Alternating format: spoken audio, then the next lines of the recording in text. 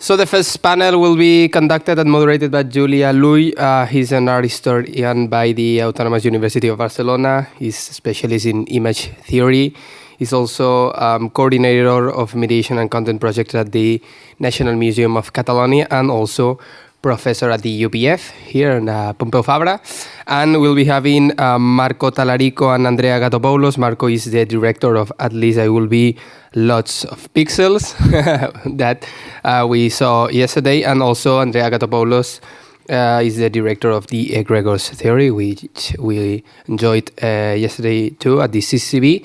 So as I mentioned, these panels will be discussing about the workflows.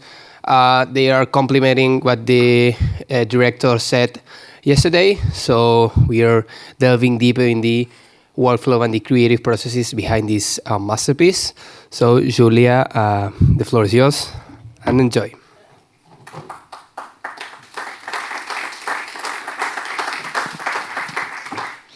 Okay, so thank you for coming. Thank you for having me. I'm really excited because, as Alex said, I'm an art historian, so I'm very analogical. I'm not used to being related with generative artificial intelligence, but at the same time I'm very interested in, because I think that it's a field that allows us to revisit some art concepts that still are occupying many of the creativity discussions about how do we relate with imagination, originality, and so on. So before we start, and to set the mood and try to talk through the images, not about them, I prefer to show two short pieces of your both works, and then we can start discussing. Yeah? So let's go.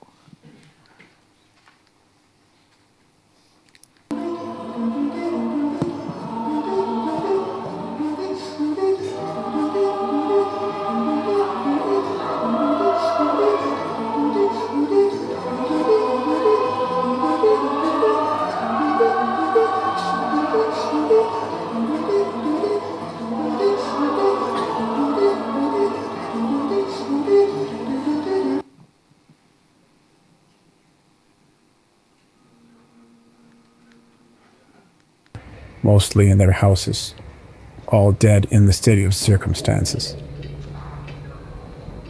Someone had been alone, others in groups, either idling or dancing, silent or in the middle of conversations.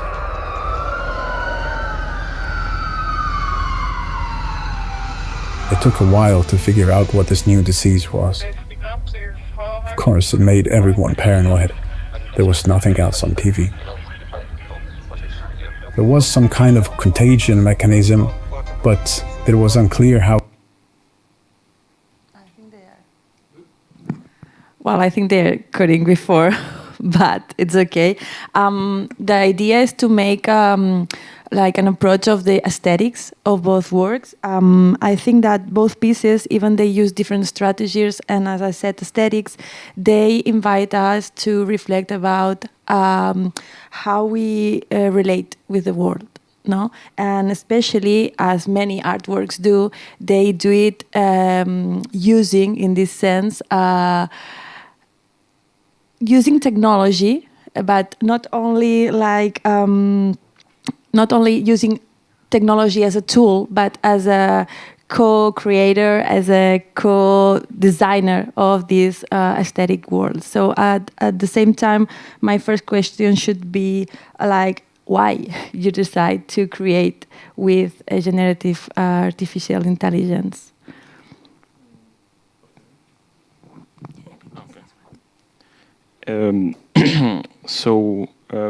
This clip from my film, it was not made by using artificial intelligence, but it's something that represents kind of a childhood memories, because my film starts from this point to represent memories that can be that has happened or not. We don't know that. The main character try to remember things from his is passed through this AI tool. So I was reasoning about using AI as a memory tool, like that can help in remember some stuff of the past, of our past, because it all starts from this sense of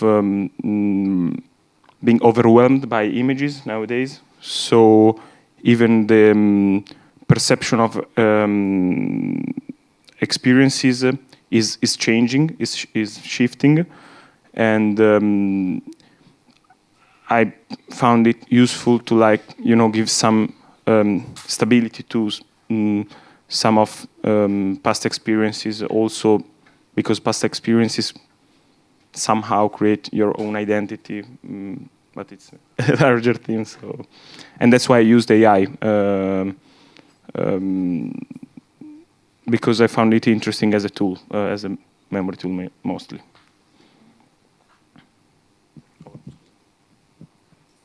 Thank you very much for this space. It's really nice to have the time and the right setting also to expand. So usually when I use a tool, whatever the tool is there, I need 3 reasons. One is intimate, one is political, and one is aesthetic reason.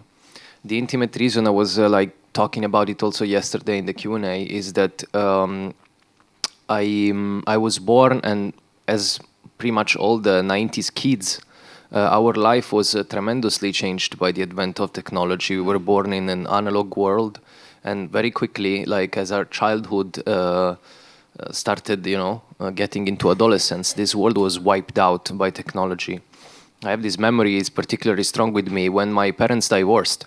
I was 6 years old, and I remember that my father used to sit at a certain chair on a table in the living room, and when my father left my house, I don't know, very shortly after, in my mind, they're one after the other, these events, but very shortly after, in that same spot, my mother took home our first computer. And for me, it was like a substitution and also a change of worlds, because then I started to live inside that virtual space. So technology has always been this kind of force that threatens to change the status quo and the balance and the form and the consistency of your memories and the way you deal with your past. Because I think that we all have this wish inside us for the world to stop right now, but the world doesn't. And not only doesn't, but we live in the most accelerating era of humankind, and this hysteria of history that you cannot recognize the world every 10 years is different. And this has never happened before. The world was way slower. So I need to take hold of these technologies because they always take with them this idea of apocalypse. And I have to understand if it's true, if it's life-threatening, so it's existentially threatening or not. And AI in particular is very much coupled with the images of end of the world, So more than anything else, in the last 3 or 4 years, I've been dealing with it in my films. I started in Happy New Year Gym, done in 2021, that had very short AI sequence, so Paleolithic AI. Then Eschaton AD, that was a film, it was an archive film in which at some point there was an advertisement, and in this advertisement that interrupted the screening, a man in suit and tie comes and tells you about the coming of AI and why you should stop this fascination with archive and start using these generative images. And we wrote it based on Scientology's videos. And now with the egregores theory, there was this new need of really making a story fully with this tool. And I think that here we come to the political side of the question. AI today is mostly used to and given to you as a tool to basically interact and bypass the market of images. So it's very much intertwined with capitalism. In fact, if you look at AI images, they tend to push you into this advertisement kind of look. And I wanted to understand whether it was possible to find some specific poetry and aesthetic to take this, to take it inside me as a human tool, and get back ownership of this latent space. And we also wrote a manifesto a few years ago in 2022 that's called Cyber Realist Cinema Manifesto, and you can find it actually on my website. And it's all about treating cyberspace and latent space as a reality and taking it back so that we can use it to analyze the human condition. And lastly, aesthetic reason. I'm very much interested in this border zone where an image stops being cinematic. You know, there are some images that are in between. I remember this image of Gianfranco Rosi, documentarist Italian, that said that his film is like a Giacometti statue. It's edited in a way which he cuts exactly the moment before the rhythm would break. So it's extended and stretched before the moment it would break. I found it very fascinating, and I like to play with these images that are on the border with being blasphemous for cinema. And I remember at the screening of Eschaton AD once in a cinema, a very dear friend of mine, the director who presented the film, he said, you know, this film is like hearing a very bad blasphemy in a church, because the film interrupts, the DCP stops, and an advertisement plays in a cinema, which is a sacred place for cinema, and advertisement is the most profane. So I'm very much interested in this territory, and I think that AI and this glitch aesthetic play very much in this territory, where you are not sure whether this image is able to withstand the pressure of being cinematic or not. And I think that I like to play in this territory to expand this island of what is cinematic and what is not cinematic, and in this case using glitch aesthetic, as you saw in the film. Thank you for these approaches. I was listening to you, and it comes to my mind the idea that Donna Haraway put it very easily with the concept nature cultures. There's no outside technology. There's no division possible.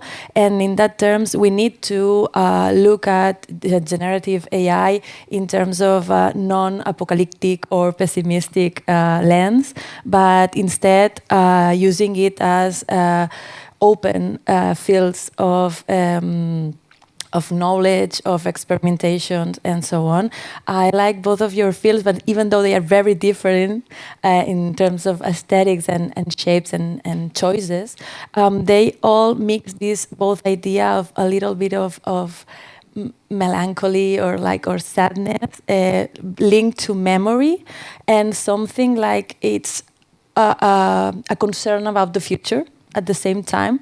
So again, this idea that Claudio said before in the keynote, this relation between the past and the future, that again, through art, we can approach it in a different sense.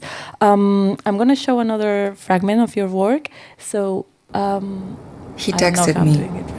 I fell into a vortex that led me to enjoy the nothingness. In truth, I don't want anything. Although, I miss everything when I don't have it. I don't remember ever being in Georgia. I know that you are there. For example, and in this moment, I think the cuts are very rough, but I think you need to pay a premium version. Yeah, I think that this is a great example of this kind of melancholy or nostalgia of something that we don't know if it happened or not. And I think it's a perfect moment to ask about authorship in that terms. This idea of not knowing who did what or which is the limit, just as you said, Andrea, like the idea of blurred lines between the authorship, the product, the object, the subject. No, how do you relate with these things and your work?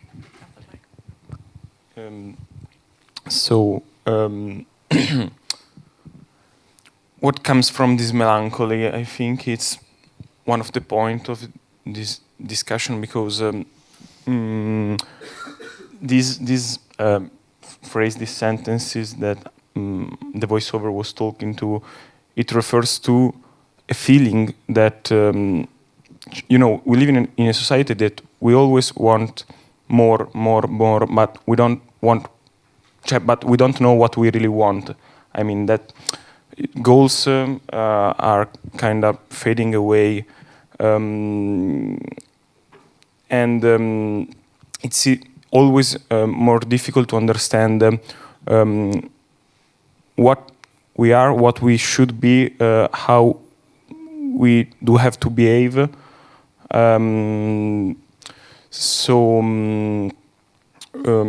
This feeling of being nostalgic for something that could not happen in the future, it's something that AI can represent, because also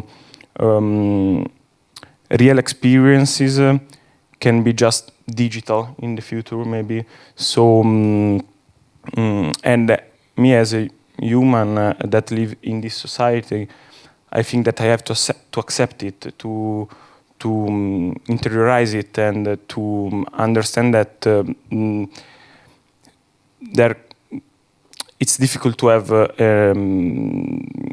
un'inversione di rotta, change of yeah, a U-turn. Yeah, right. Thank you. And why pixel? Why digital? Because it can be it will be the representation of something that for all this year has been more carnal, more. There is also this thing between real flesh and pixel, and in the future probably it will make no difference, because we will be based only on feelings and no more on physicality, and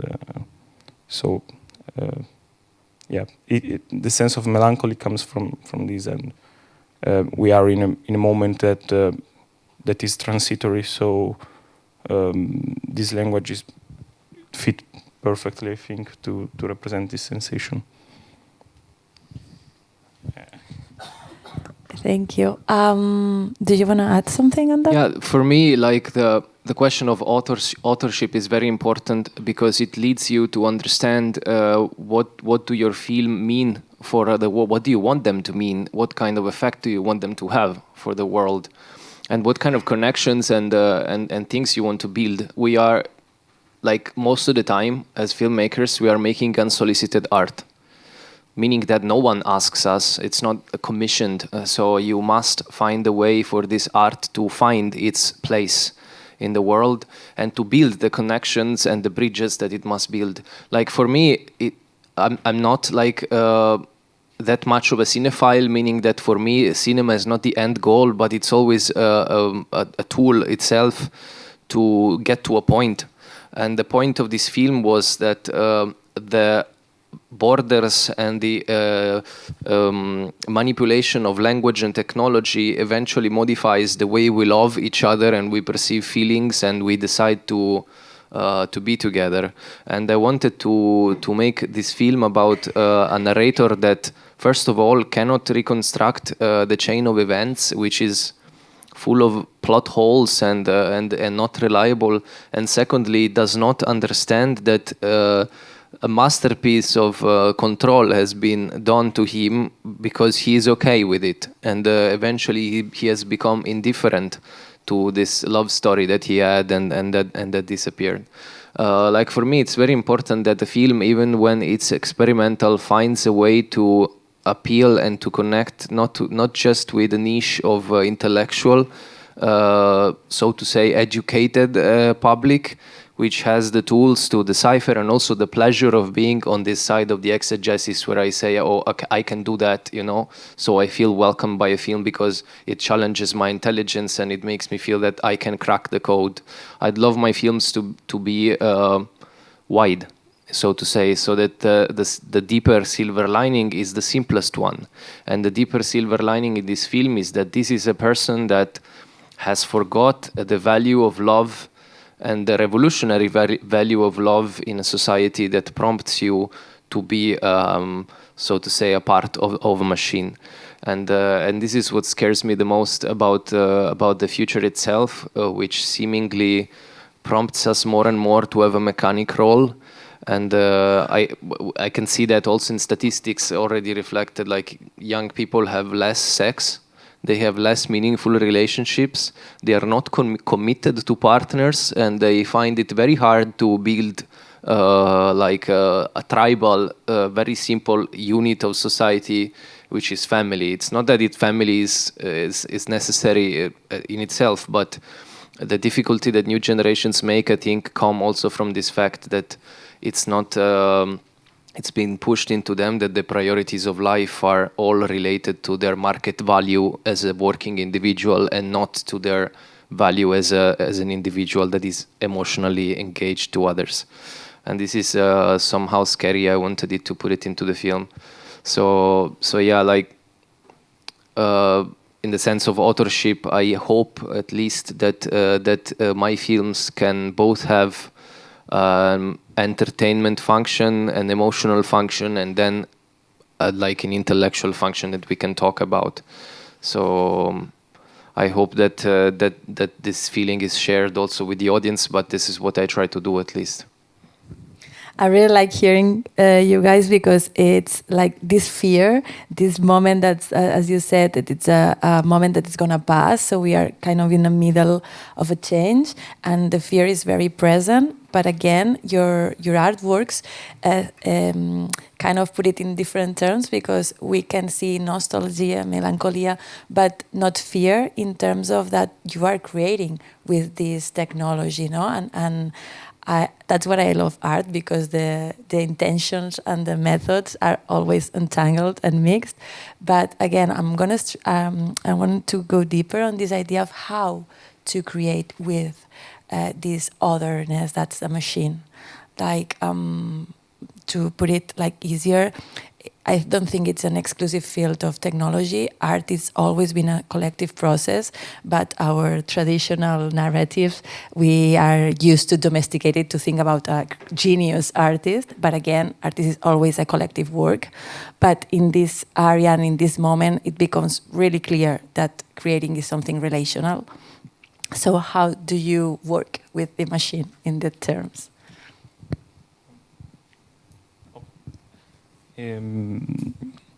For me, I mean, I've tried to approach to the machine as like I approach to like my DP, my director of photography. So because when you work with the director of photography, you like prompt your ideas to him and or her, and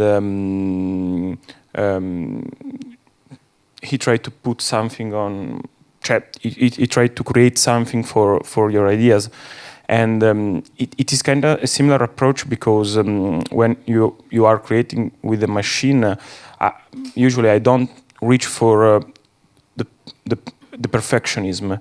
I try to collaborate with him to have the best result.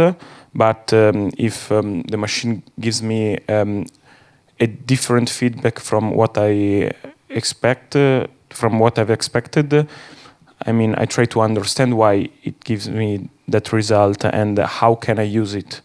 So it's mutual collaboration, like with human. I mean, and that's my approach with it. So.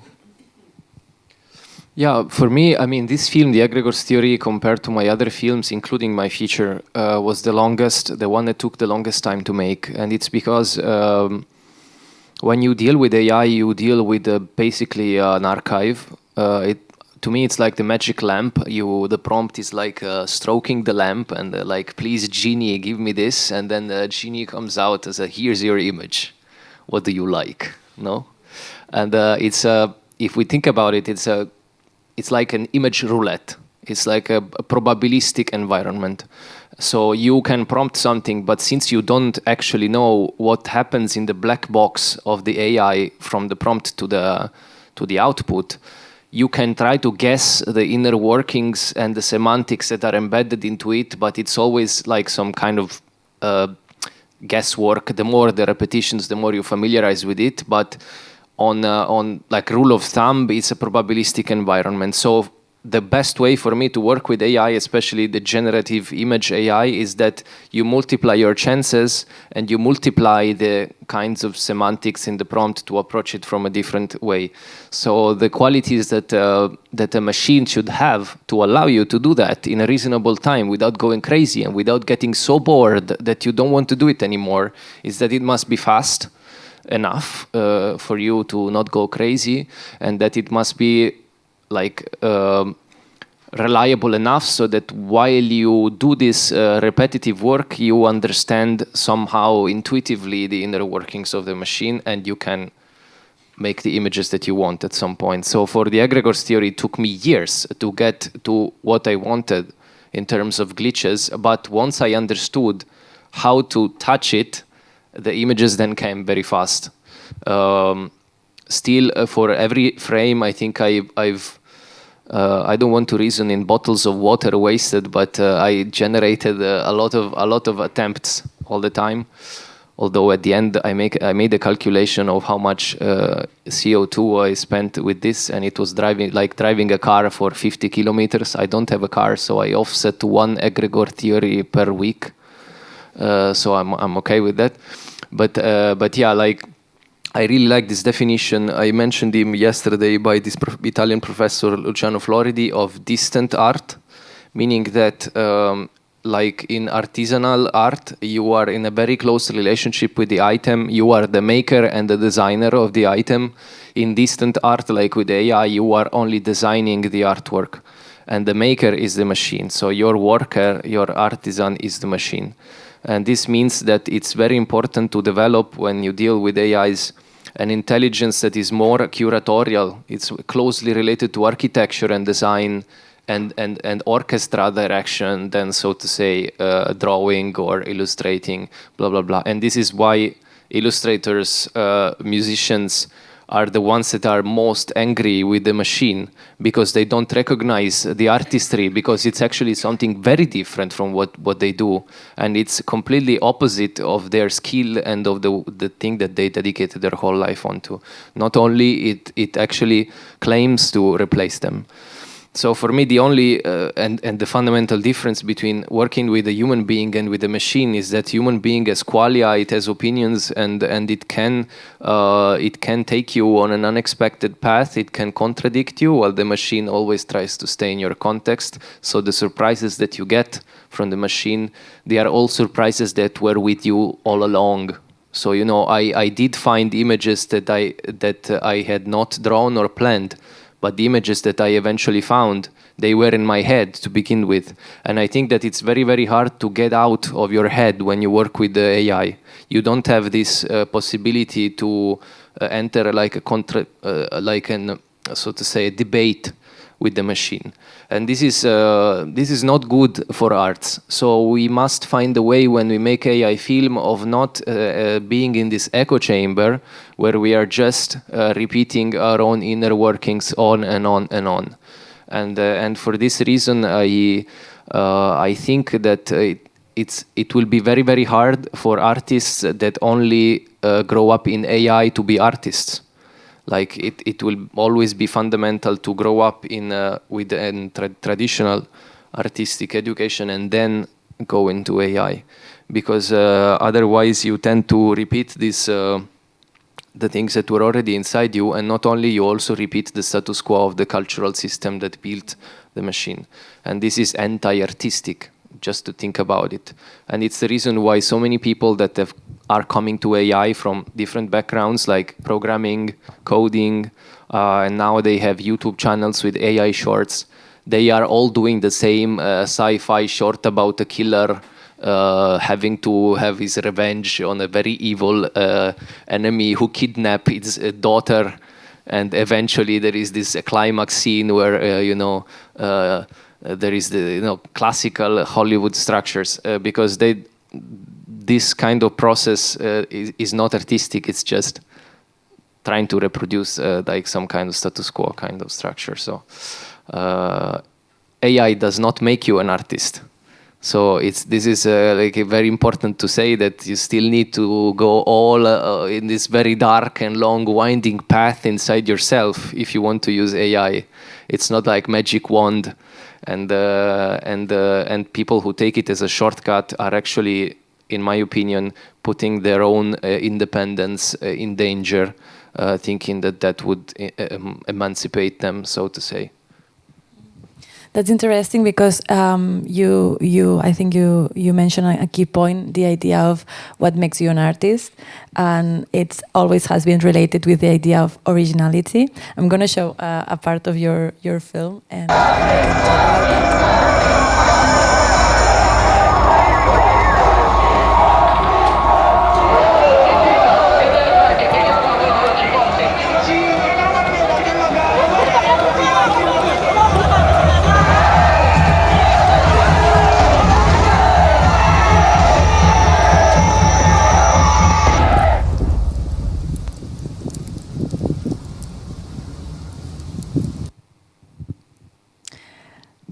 That was subtle, this stop. When I saw these images, I was thinking, knowing that they were created by the AI, I was thinking that in my archive reminded me to German Expressionism, Francis Bacon, like Soviet, that somehow like photographies from the very beginning of the 20th century. So again, I was thinking the AI is a bigger archive that's mixing, as we do with our memory, all the references to create new ones. So for a long time, we thought that creativity or originality, it was the original way of mixing this past experience. How do you think AI is working on that? Like it works like our brain, like mixing and editing, or it needs some extra prompting, for example? Maybe I continue on my image. The feeling that I started to get when I looked at these images, that was what I was trying to do. It was a sort of a past Uchronia that never existed, so it had to have this vintage feeling. It's a little bit like Cartier-Bresson, Francis Bacon, but at the same time, it's a futuristic world. So it enters this like Uchronian contradictory feeling that it's very uncanny, and like it very much. What I feel is that like the image, the real image is an orange, and the glitchy image that comes out is what's left when you squeeze the oranges to make your juice, and then you look at this half of an orange in your sink. There, it's definitely still an orange, but it has lost all kinds of relationship with the juice. You can really tell what it is. You can understand it was in its glory days. It was an orange, and your brain makes this connection very spontaneously. Yet it has lost all the specific part. And what I like about all the AI is that seemingly you could have images that were not exactly something, but you could definitely tell what it was before it was compromised by some kind of process that was in the machine. And it was exactly what I was trying to do. Like imagine the memories of a man, and these memories are put into a machine. This machine has a duty to take out all the life from them and squeeze them so that nobody could really tell what was there, but still it's almost impossible to draw the substance, the existential substance out of an image. So this is what the machine has done to the memories of this man. And I really liked it because it's something that I was saying it yesterday also in the Q&A. You cannot do it with drawing or painting, because when you draw or paint, the modifications that you do on the image are intentional. And so you are always putting some kind of semantics or meaning into these modifications. These are random glitches, and they're one-to-one to the content of the story. Like they're random, like a machine randomly vomits the image. And so I believe that this kind of one-to-one correspondence could only be done with AI. In fact, I was trying to find the language for this short film for like a year and a half, trying many versions of different AIs. Beginning, it was a color film. It was much more realistic. but it didn't give me the same impression. In fact, now the challenge is even bigger. Like now that we have photorealistic AI, then what is the specific diegetic way of using them? That's an even bigger challenge. And it was with these ones where you could definitely feel the existential vibe of these images, these squeezed fruits, rotten imaes that are like there just.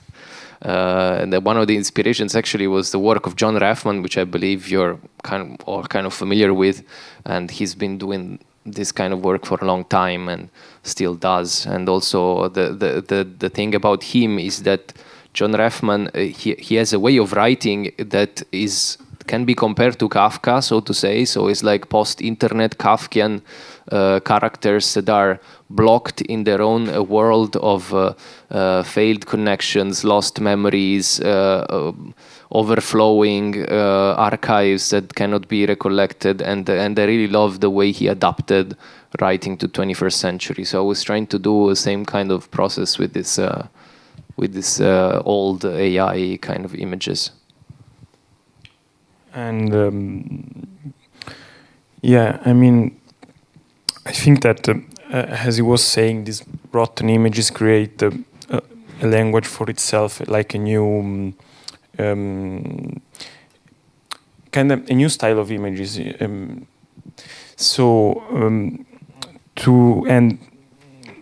they somehow represent something that can be associated to memories, to representation of Uchronia, and but for my experience, as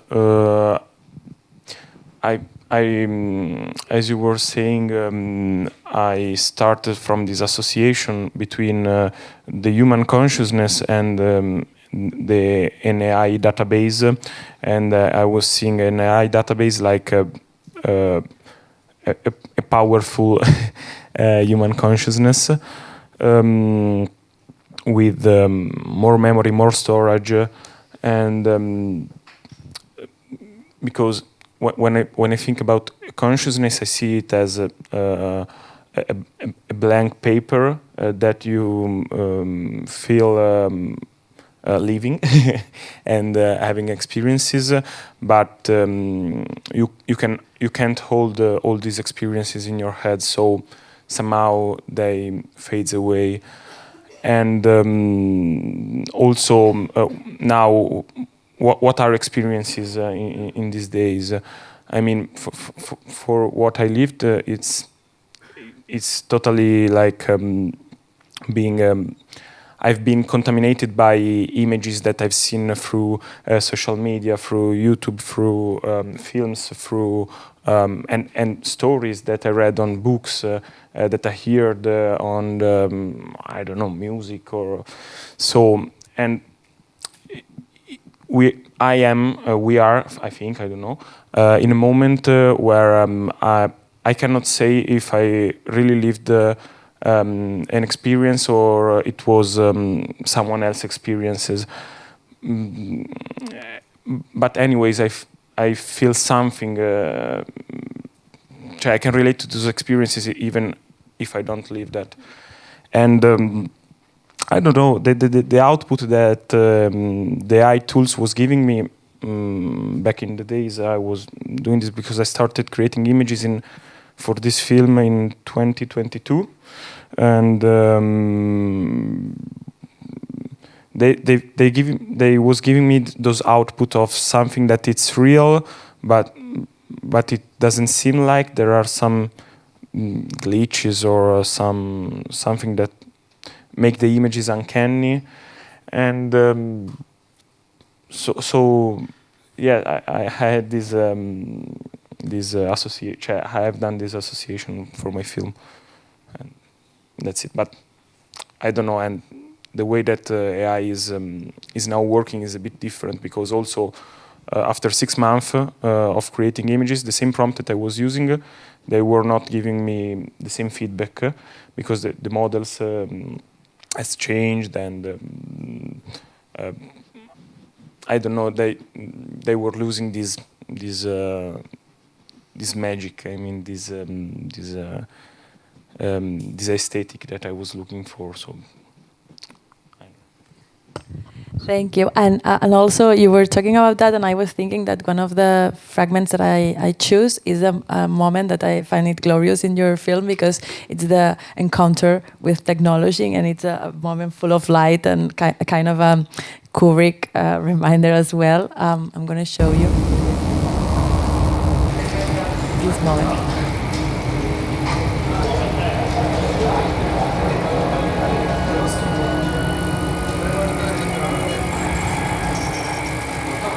If I won't find you, then I'll look for the light inside those tiny cubes that will compose your image.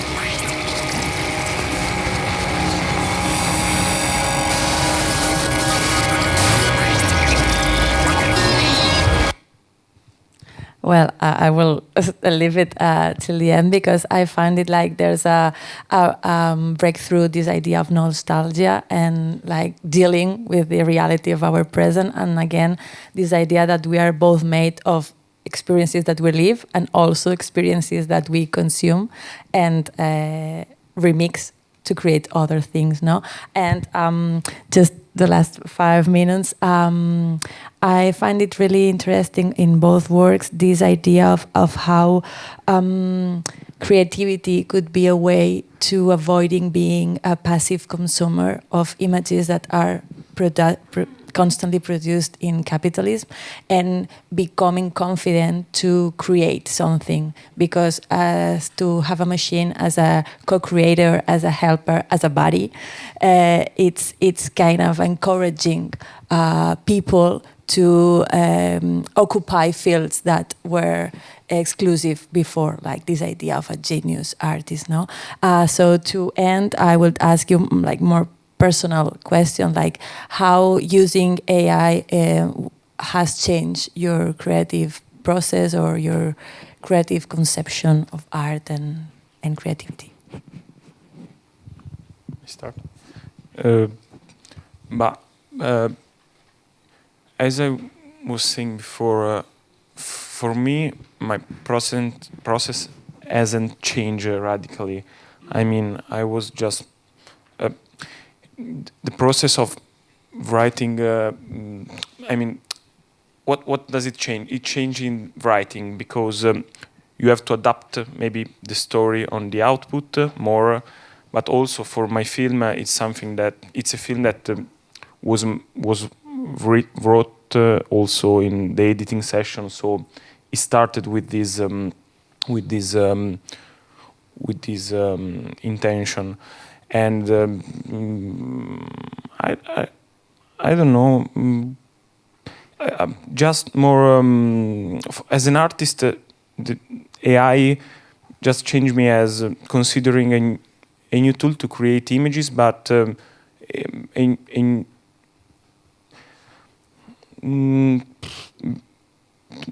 I start being aware more about the meaning of images somehow. That's what changed most. I start studying from like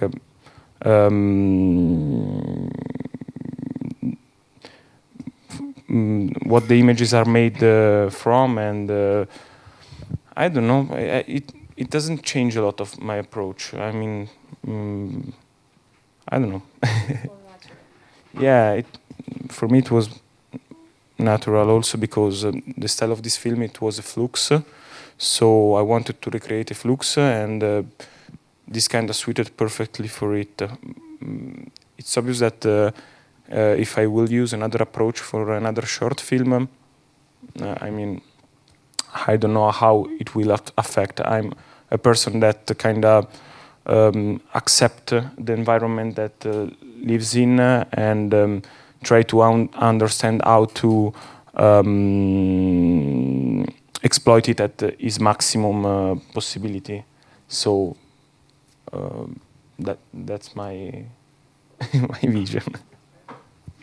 No, in my case, it was pretty dramatic. I have to say the mental change, and I think that's because cinema, as any language, answers to the principles of linguistics. Like usually in linguistics, languages evolved evolve based on the principle that if you find a smarter and faster way of saying something, this will replace the older and more intricate, elaborate way. So languages are becoming more simple, words are becoming more ambiguous, and it's a process of language that's been going on for thousands of years. And I believe that also images as a language will be dramatically changed by AI, because spontaneously, if you know how to use these tools, and then you conjure an image in your mind, you will go for the fastest and most comfortable way on the parity of results to make it. So think about B-rolls, images in a certain country, blah, blah, blah. I mean, now if I have to think of a landscape picture, I would never go and shoot it, because I know that I can do the exact same picture that I have in my mind with AI. And since we are also trained in this exercise of saving energy and resources by capitalistic existential mentality, I think that we will resort more and more and more to AI for making most of the images can be AI made. And I'm thinking also, like, now I'm making 2 feature projects. I'm writing 2 feature films, and one of them will possibly be made partly with AI, because it has there are parts of it that would require an immense amount of resources, an immense amount of waiting times and public funding and gatekeeping by a lot of people who are can decide or not whether you can or not make this film. And now that there are these tools, I can make this film whether they want me to make it or not want me to make it.